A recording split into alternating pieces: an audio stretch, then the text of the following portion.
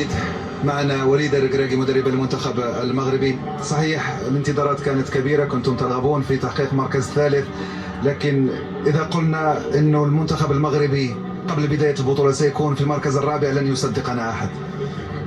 دابا ملي سالات علينا الكاس العالم الصراحه، ولا كنتي قلتي لنا غنلعبوا 7 ماتشات في قطر كنا غنفرحوا بالحق. في الاخر ديما ملي كتكون مدرب ولا لاعب كتبغي تربح. اليوم درنا الماكسيموم اللي كنا نقدروا نديروا، الدراري تقاتلوا بالحق. واحد فرقه بحال ديالنا ملي ما عندكش لي كادغ بحال اللي عندنا في الدفاع صعيب باش تدابز مع ضد فرنسا ولا ضد كرواتيا. بالحق الحمد لله غنتعلموا بهذا الشيء باش نرجعوا ان شاء الله مره اخرى ونكونوا كويس على دابا. شنو المستقبل ديال هذا المنتخب، ديال هذا الجيل الرائع اللي قدم كرة قدم جميلة، منضبط، تركيز، ما شفناش مشاكل في هذا المعسكر؟ لا الحمد لله جمع الشعب المغربي، جمعنا الشعب افريقي وعرب كاملين شافوا واحد المنتخب اللي كتقاتل، اللي باغي تفرح البلاد، وهذه اللي مهمه. ملي كتسالي كاس العالم باغي تخرج شي حاجه من الرايه ديالك، وهادشي اللي داروا الدراري، تقاتلوا وراو الوجه ديال المغرب وراو المغرب كي داير واللاعبه ديالهم. الحمد لله دابا غنخدموا، عندنا 4 سنين باش نرجعوا صحيح مع هادشي، وان شاء الله علاش لا نديو شي كوب دافريك ان شاء الله. كل التوفيق ان شاء الله. شكرا جزيلا. الأمانة يستحقون المركز الثالث. هو منتخب لديه خبرة كبيرة ورأينا مرة أخرى منتخب لديه خبرة كبيرة ورأينا مرة أخرى الفارق وكيف تمكنوا من سيطروا وقمنا بأخطاء كثيرة، وكان هنالك تعب وإرهاق. كنا نعلم في الشوط الثاني أننا تحسنا، أتيحت لنا العديد من الفرص، ولكن عرفوا كيف يحتفظون بالنتيجة. نشعر بخيبة أمل، وغدا عندما نستفيق سندرك ما الذي حصل.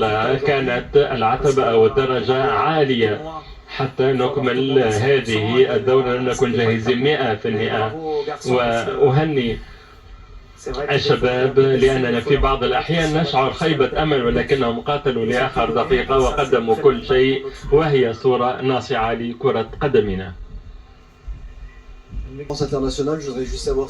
أريد أن أعرف إن كان الوقت مبكرا، هل تبقى بذهنك صورة معينة من هذه الدورة؟ لدينا العديد من الصور، خاصة الانتصارات التي أحرزناها والشعب المغربي الذي خرج فرحا إلى الشوارع. وسالة الملك عندما خرج للمشاركة في الاحتفاء بالانتصار مع الشعب، وذلك ما يظهر أنه كان لنا تأثير رائع، وأننا تمكنا من هذه الدورة، لم نكن جاهزين 100%. وأهني الشباب لأننا في بعض الأحيان نشعر خيبة أمل، ولكنهم قاتلوا لآخر دقيقة وقدموا كل شيء، وهي صورة ناصعة لكرة قدمنا. أن أعرف إن كان الوقت مبكرا، هل تبقى بذهنك الحكم ذلك ليس مغربيا؟ نحن الرياضيون نتصرف في آخر المباراة، ولكن مع مراجعة أنفسنا لم نكن في المستوى المطلوب، خاصة في الشوط الأول. ذلك ما يهمني.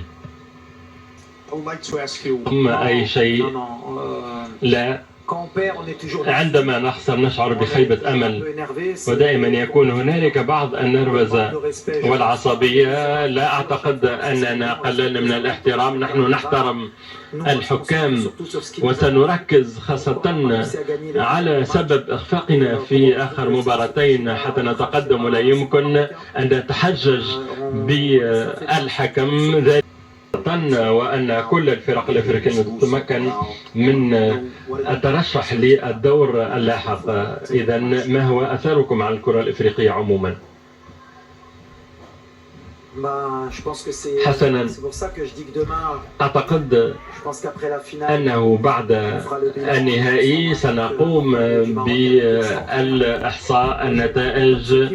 نحن لعبنا فقط ضد منتخبات كبيرة، وذلك أريد أن أسألك بخصوص أثر هذه المشاركة المغربية على كرة القدم الإفريقية، المربع الأخير من كأس العالم، ولعبنا فقط ضد كبيرة، وأنا كمغربي وأنا الشعب المغربي الذي أعرفه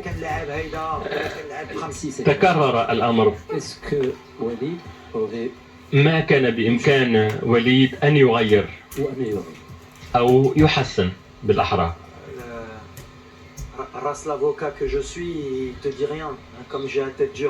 إذن بما أنني دماغي صلبة لن أتراجع.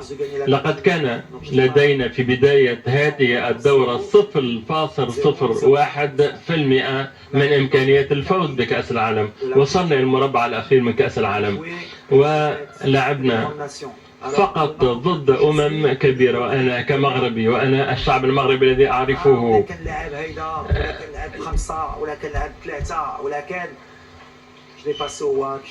حسنا أعرف كل ذلك، وأنا أحمد الله كما لدي رسالة فأقول لهم نحن في الأربعة الأوائل في كأس العالم. وحتى لو سألت أيا قبل هذه الدورة لن يؤكد لك أننا سنقاتل بهذه الأسلحة ونصل إلى المركز الرابع. كنا بالنسبة لي أكثر ما أحس به من مشاهدة فيديو، ولكن علينا أن نقبل بهذا الفرق وأن نعمل حتى نتجاوز هذه الأمم، وذلك ما نعمل عليه في المغرب منذ 10 سنوات، وأظهرنا أننا لسنا بعيدين عن هذا الهدف. ليس لدي ما أغيره. سنأخذ آخر سؤالين. بالنسبة لي أكثر ما أحس به من مشاهدة فيديو الأطفال والشباب أن كرة القدم تجعل الشباب والأطفال يحلمون وتفتح لهم أبواب الأمل، ليس فقط في المغرب ولكن في إفريقيا وفي العديد من الدول في العالم. نحن جعلنا هؤلاء الصبية يحلمون، بإمكانهم أن يحلموا بأن يكونوا لاعبين محترفين. ذلك ليس له ثمن، ذلك أكثر من الانتصار في كأس العالم. والآن الأثر على بلدنا مثل ما قلت يرتفع سقف الطموحات، وخاصة أمام جماهيرنا سيكون علينا ضغط أكبر، وذلك هو عملي مثل ما قلت لمراد. علينا أن نتواضع وأن نرجع نضع المغربي بعد الوصول إلى هذا المصاف وأنتم قليل.